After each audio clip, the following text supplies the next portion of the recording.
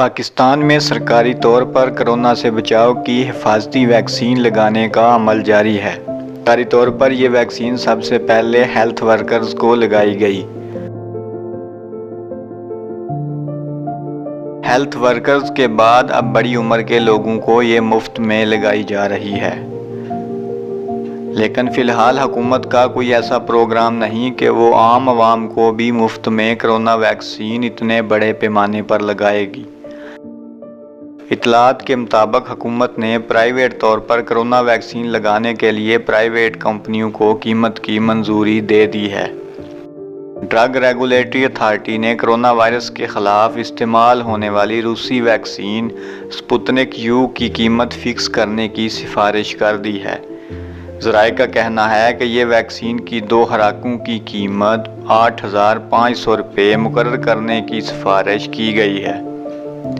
ذرائع کے مطابق روسی ویکسین کی فی الوقت قیمت مقرر کرنے سے متعلق باضابطہ منظوری یا نوٹیفیکیشن جاری نہیں ہوا۔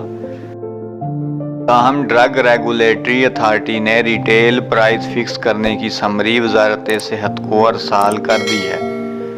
وزارت صحت سے سمری کو منظوری کے لیے کابینہ کو ارسال کیا جائے گا، جہاں سے منظوری کی صورت میں باضابطہ نوٹیفیکیشن جاری کیا جائے گا۔